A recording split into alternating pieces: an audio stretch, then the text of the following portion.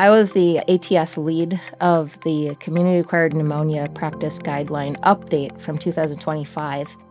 Pneumonia is a condition that impacts patients at pretty much every level of the healthcare system.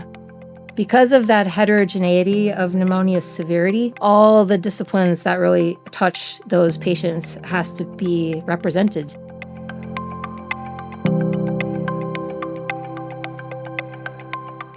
We had 2 patient experts that participated on our panel, and they were just instrumental in really making sure that our guideline recommendations considered the patient perspective. The risks and benefits from the patient's viewpoint can be quite different from the clinicians.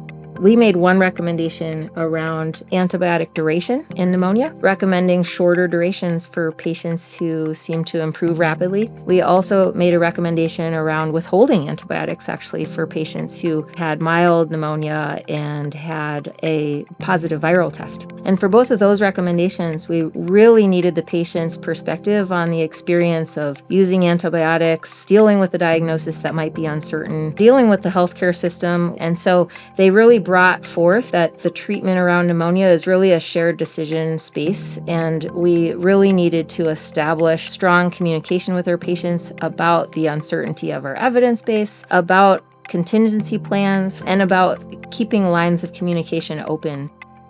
One big challenge to guidelines is that they take a long time, and the evidence is moving so fast that it's hard to provide a huge comprehensive guideline that covers everything. And so we chose 4 key clinical questions, and then through the guidance of ATS, we put together a team of methodologists who then searched the evidence that was based on our clinical questions. And when the clinical experts review that, that's when the dialogue really starts.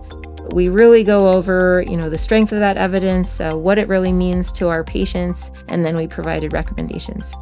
That's about a 2-year process, and it's a really wonderful experience with the guidance of the ATS methodologists and the incorporation of all of these different perspectives. I think that the process that ATS has followed produces amazing guidelines that clinicians can trust. ATS is really pushing the field and really making sure that we have rigorous development of these guidelines, and I'm just really lucky to be part of that process, and I just can't thank American Thoracic Society enough for all of the support that really is going to benefit the clinical field.